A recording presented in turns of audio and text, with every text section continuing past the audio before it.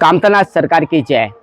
कामतानाथ के प्रमुख द्वार में आप मेरे पीछे यहाँ देख सकते हैं श्री कामतगिरी संस्कृत विद्यापीठम।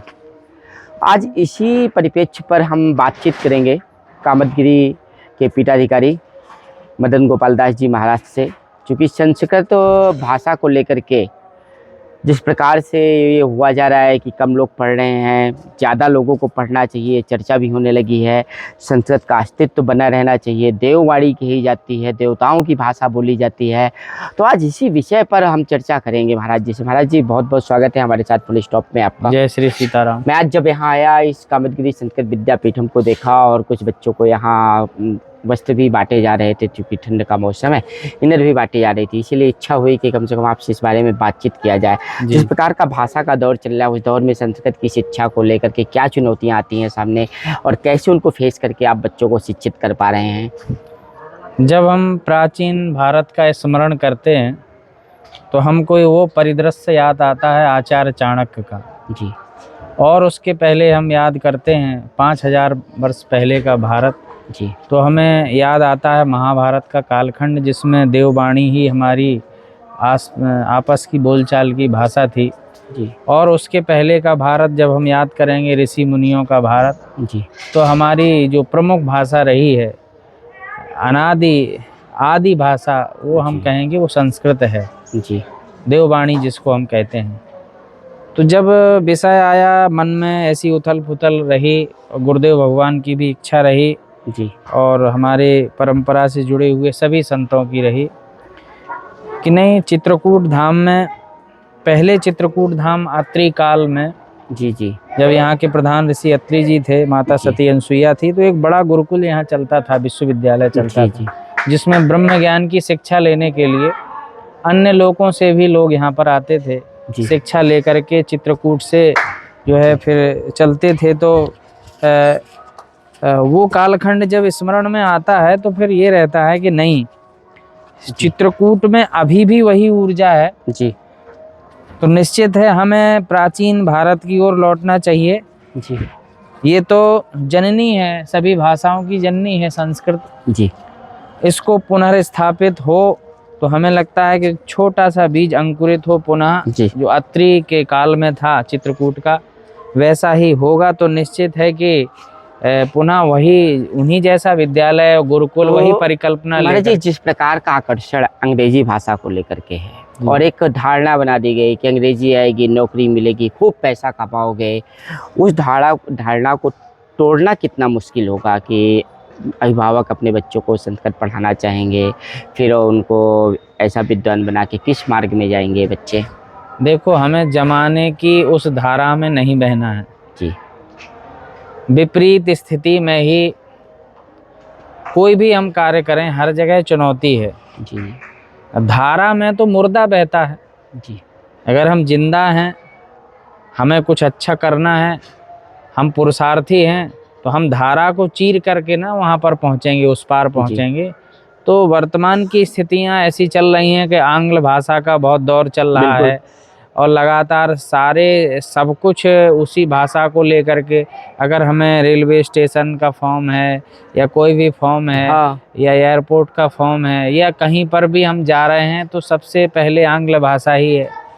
तो ठीक है, भाषा आप कोई भी सीखें, लेकिन जो मूलभूत हमारे संस्कार हैं उनमें तो हमारी मुख्य भाषा की जो धारा है, प्राचीन भारत की जो भाषा की धारा है, वो तो संस्कृत ही है और संस्कृत को लेकर के उपेक्षा बहुत है जी। आज हम देखें कि जगह जगह हम देखें कि संस्कृत के विद्यार्थी जा रहे हों तो उपहास लोग करने लगे, बिल्कुल पैंट शर्ट वाले लोग, और अगर वो वेद मंत्रों को बोलने लगे तो उन तरफ कोई ध्यान ही नहीं, कोई वही नहीं, आकर्षण ही नहीं। तो निश्चित है हमें लगता है कि वो वर्तमान की जो विषमता है उसको दूर करना पड़ेगा और जो मेरी प्राचीनतम भाषा उसकी ओर लौटना पड़ेगा। अगर नहीं लौटे तो हमारे जो राष्ट्र की भाषा हिंदी है उससे भी हम हाथ धो बैठेंगे। और एक बात महाराज जी, जैसे आपने कहा कि उपहास उड़ाया जाता है, तो मुझे तो लगता है कि अंग्रेजी का कोई विद्वान उतना नहीं पूजा गया जितना संस्कृत के विद्वान पूजे गए होंगे। हाँ, विद्वान पूजे गए हैं, लेकिन पूजन की दृष्टि से हम देखें तो अभी भी वही है। वेद मंत्र हम पढ़ेंगे तो सविधि संपन्न वो तभी होगा जी। जब मंत्र हमारे संस्कृत में है। लेकिन जो कर्मवाद के क्षेत्र में जब हम उतरते हैं, व्यवहार जगत में हम जीने की हाँ। कोशिश करते हैं, तो वहाँ पर अंग्रेजी नहीं हो तो फिर आपको बड़ा उपेक्षित भाव से समाज जी देखेगा। जी, हाँ, समाज देखता है। हाँ, हिंदी में भी बोल रहे तब भी इतना वो नहीं। जब आप अंग्रेजी में कुछ बोलेंगे तो लोग अट्रैक्टिव होंगे, आपकी तरफ आकर्षण होगा, देखेंगे नहीं ये गलत है। और संस्कृत में होगा तो वो बहुत ही पीछे अंतिम पंक्ति में खड़ा होगा। नहीं, जब हमारी राष्ट्रीय भाषा, प्राचीन भारत की भाषा संस्कृत रही है, उसको पुनर्स्थापित करना है। तो निश्चित है हम, ठीक है, भौतिक निर्माण हो रहा है, सभी जगह भवन बिल्डिंग बनाए जा रहे हैं। व्यक्ति निर्माण की जब बात आएगी तो आपको ऐसे ही गुरुकुल की आवश्यकता होगी। गुरुकुल की। भारत निर्माण की जब बात आएगी, प्राचीन भारत निर्माण की जब बात आएगी, व्यक्तित्व की जब निर्माण की बात आएगी, तो फिर निश्चित है कि हमें इसी भाषा विज्ञान पर काम करना पड़ेगा। संस्कृत को मूल रूप में लाना पड़ेगा। आज हम कहें कि इतना रिसर्च हो रहा, लेकिन रिसर्च करते करते उन्हीं वैज्ञानिकों ने कह दिया कि नहीं, कंप्यूटर की सबसे अच्छी भाषा संस्कृत होगी। रिसर्च करते करते जब वो बहुत ऊपर तक पहुँचे तो अंत में पहुँचे तो वहीं कि नहीं, सबसे अच्छी भाषा कंप्यूटर के लिए अगर हो सकती है वो संस्कृत होगी। आए वहाँ पर कि नहीं आए, मतलब वही ध्वनि पर आ गए। और हाँ। संस्कृत के जो शब्दों की टंकार है, जो ध्वनि है, वो शायद देवताओं से और देवलोक से, ब्रह्मांड से जुड़ी हुई है। अभी भी जो सूर्य की सीधी प्रथम किरण आ रही है या जो भी किरण पृथ्वी पर आई है, उसकी वाइब्रेशन में ओम का उच्चारण है। जी जी, ये मैं नहीं कह रहा हूँ, ये हाँ, वैज्ञानिक ही मान कह चुके रहे हैं। हैं। तो अपन लोग तो पहले से ही है, ओम की ध्वनि से ही मंत्र चालू होता है। हरि ही ओम माँ स्वस्ति न इंद्रो वृद्धस्रवाः स्वस्ति न पूषा विश्ववेदाः। तो ओम, अपन तो कोई भी वेद मंत्र का उच्चारण करेंगे तो ओम से ही करते हैं। तो ओम तो बिल्कुल। अभी सर्वप्रथम जैसे आपने कहा विश्व वेदा, जी, अभी आप बोले, हाँ, तो मतलब संस्कृत पहले से विश्व को लेकर के चल रही है और विश्व संस्कृत को लेकर के नहीं चला विश्व क्या? की, हाँ। इस पृथ्वी लोक की, विश्व की सबसे प्राचीनतम भाषा संस्कृत है, जिसको देववाणी कहा है। और अगर उसका यहाँ से लोप होगा तो फिर हम मानवता की श्रेणी में नहीं रहेंगे। हमारे अंदर जो आध्यात्मिक ऊर्जा होना चाहिए, सात्विकी विचारों का सृजन होना चाहिए, वो नहीं हो पाएगा। हम दानवीय हो जाएंगे, दानवता की ओर बढ़ेंगे, क्योंकि भाषा से ही विचार आते हैं अच्छे अच्छे जी।